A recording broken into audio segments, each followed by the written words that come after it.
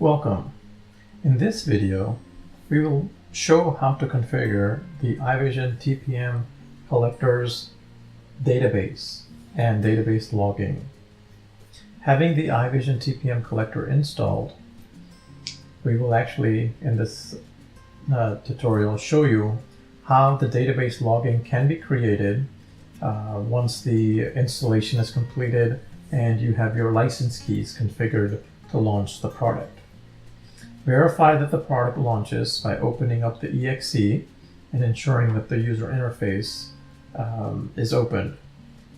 Once that's done, close the user interface and log into your SQL Server Management Studio. To make the iVision TPM collector log to the database, we must first create the database.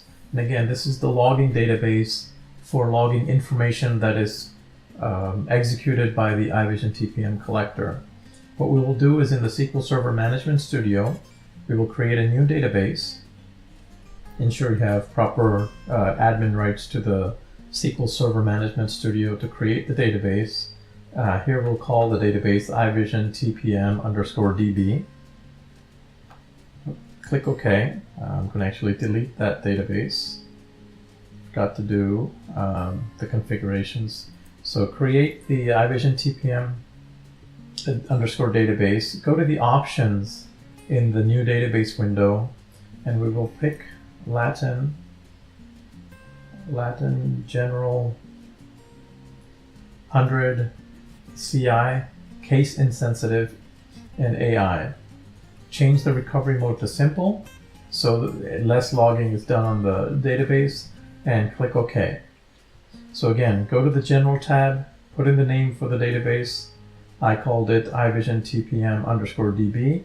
In the options, pick the correlation type and the recovery model to simple. Click OK, and it will create an empty database shell within which we will create our tables.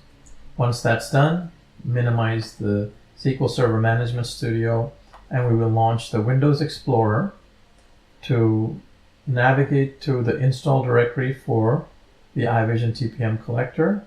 And again, the installation is in the C program files, iVision Consulting, iVision Technology Portfolio Collector by default. Go to the _DB scripts, open the one script that's there for the logging DB. Here in your Notepad editor, and we're using Notepad++. Here, select the word database _name _client DB, and we will replace that with the name of our database, iVision TPM _DB. To replace all, 33 counts are replaced. Close this window for the find and replace, and simply save your changes. You can copy all of the content within this notepad, or go into the SQL Server Management Studio and open that file. I actually am choosing to copy the contents, and then with the new query pointing to the database that's just been created, the iVision TPM DB, I'm going to paste the complete script, and I'm going to execute. It may take up to 5, 10, 30 seconds to finish. In the end, what you will do, I'm going to actually just hit the refresh button on the database, is you will notice some extra tables getting populated. And when those tables are populated, you can close the SQL Server Management Studio, and the database is set up. All we need to do now, I'm going to close the notepad, the file as well. All we need to do now is we need to go into the iVision TPM collector and point ourselves to the database that we just created. So for the integration collector to run, we go to the Resources tab. Again, it's in the Program Files Default Installation Directory Resources directory, and we're going to open the General Property File Data Source.xml. Again, open it up in the favorite editor. Scroll down. By default, we log to the file. We're going to change that, and we're going to log our information to the database, comment out the file. Once the database logging is set up, we want to point to the server. In this case, localhost is fine.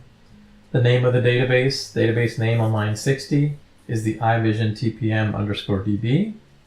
For SA is my user account. And for the password, I am going to launch the iVision TPM collector. Again, right click on the collector, holding the shift and the control key down, run as administrator.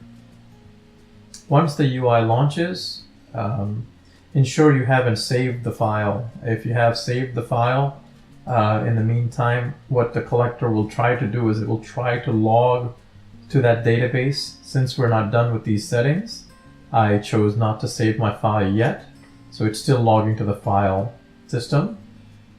If it does log to the database and you have saved your file, you will notice that the iVision UI will take 30 to 60 seconds to come up for the database connection to timeout.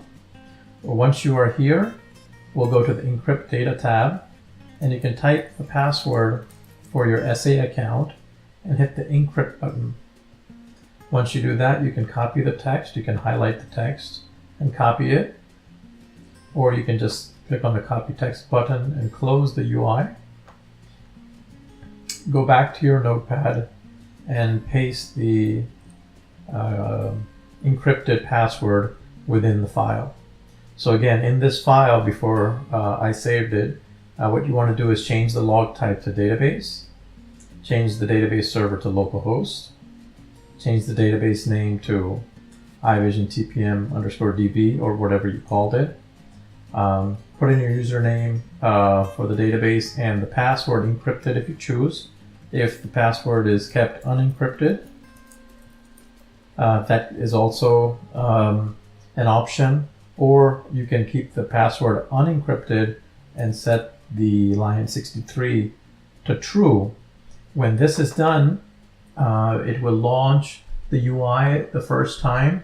At that time, it will look at this password and it will encrypt it for you on your behalf. So so only the first time when you save the password, it is unencrypted. Once that's done, go ahead and save your changes, close the browser, launch the UI. Again, I like to launch it as an administrator at all times. Once this is done, you will notice if you go to the SQL Server Management Studio, it'll verify that it is logging to the database. We'll connect, go to the database, and we'll write a simple query. Use iVision TPM_DB, select star from job table. Execute, and you should notice that there was a job that was executed just now. And if we go to the log table, you can see the detailed order by log date descending. You can see here, let me run the UI one more time. Every time the